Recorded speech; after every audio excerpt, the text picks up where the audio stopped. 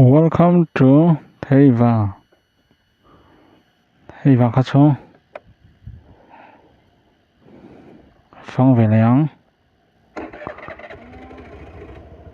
Theiva khá chung vì bùi tê. Chỉ bài bế cô lê.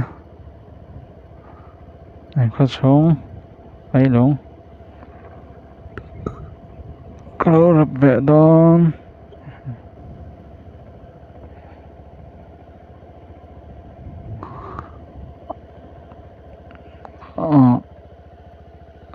Khá chung bằng lút mai. He mà chân he trăng he. Nói trăng he. Nói trăng he thì nàng cô chế na chân. Bùi băng lắm mà. Câu chế na chân na chân he. Sốt cắt tao khóc mấy. Làm trăng ăn dấu. Thì tí to vắng he. Thì làm trăng nàng có to đi à. Mà chân sẽ to khăn he thì nàng cô la. Số thì mà ăn khoa.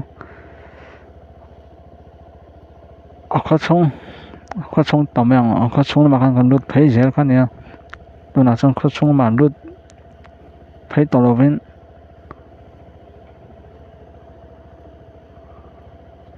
Sốt cắt dòng lại đi bằng. Mà đó cho số lại thêm chung có về xin tiền ha.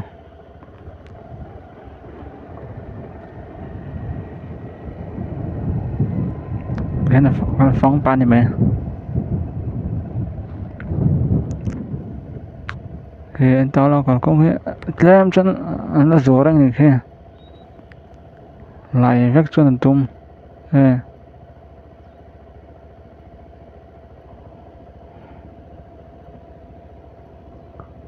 thì anh nói là sẵn cờ tiết chân tung á. Anh lại đá chân. Anh chọc lắm kia. Bông chọc kia. Có chung. Mà anh lút nó thấu nè. Mà nó chỗ.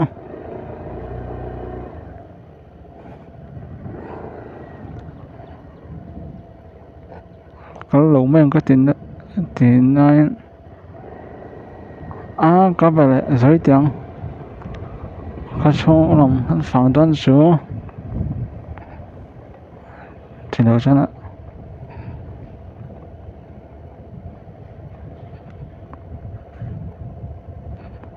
Khi lại thêm. Anh phẳng ra.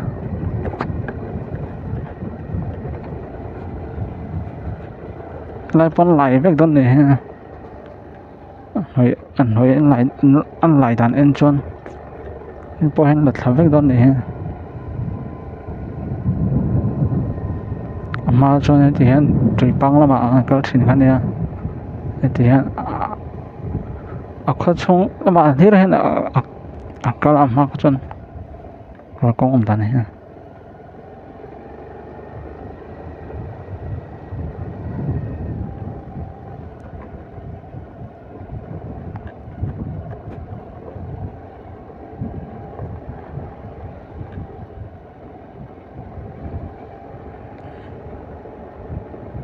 Số lại phải khá xong có lắm. Phê nga. Lại thêm hay là tóc mèo khuôn. Thăng lòng khuôn. Tầm dọc. Số lại cement concrete in. Xuyên. Số trang xuân. Thì là mấy chỗ. In trám to bằng. Phẳng qua tàu lồng mèo. Nét phê nè. Ngá. Anh nói lắm. Hỏi nằm có rồi phẳng lại rồi ăn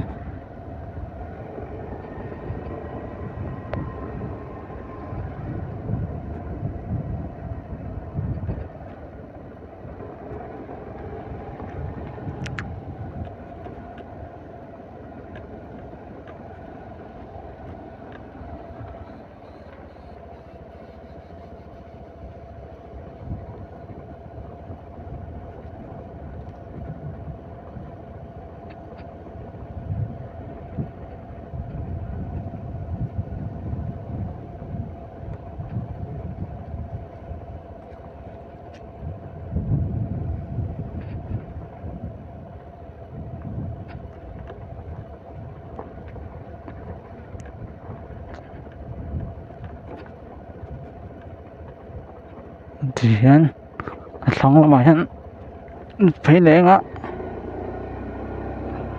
ô mà ina tầm gió à hệ cả con hệ chọc lóc thì mình khi là khi nào ở trên khăn này cả con tôi nói cho nên sốt cả rồi lại đó bằng cái thì tỏ đầu ra cái nằm xuống lại sắp vét đó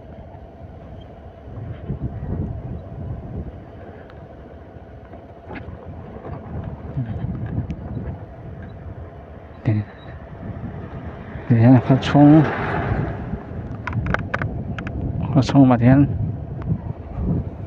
thấy dễ mà phòng dễ bằng tiền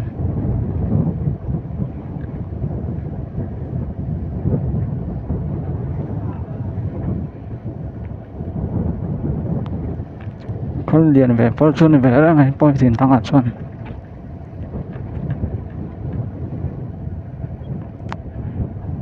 in hết có đến đàn mấy mấy xuân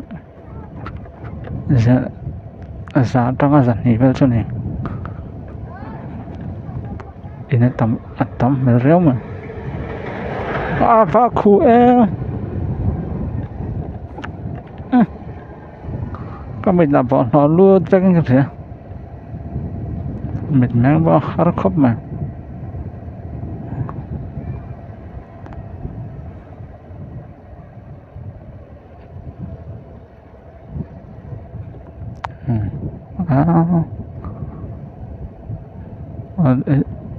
anh nằm bao lại là vết đơn này in bao ấy anh chết ngay đơn này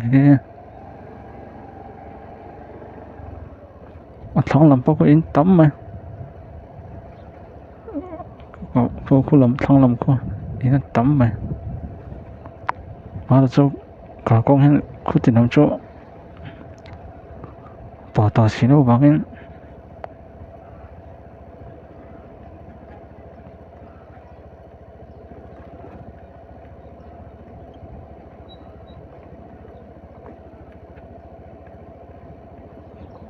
khu làm rất sung tàu đâu mấy không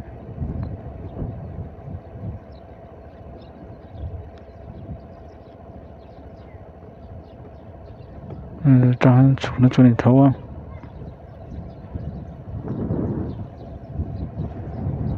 chân chỗ hay cầm ăn họ về tàu xí khóa đứt rồi tao vẫn chỗ phụ lô réo mà khóa đứt khóc mấy rồi thế sửa bằng tiền họ khóc mà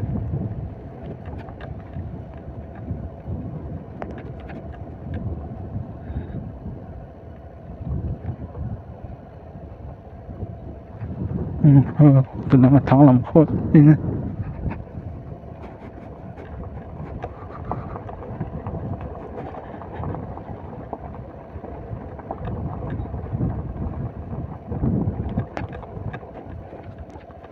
hay po hen tiền nhầm đón để là con hay anh tao đó khu lại thân con tiền nhầm đón đàn hen tiền nhầm đón bắt nhầm đón về tiền cho tiền nhầm đón có tiếng tiền nhầm đón rồi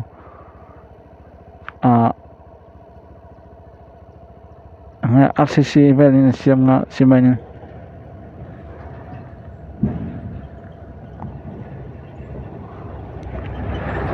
RCC về nên xem nga hey lấy phone thì khát vác anh thì khát dễ nga em mình rồi tụi hắn thì đón liền hay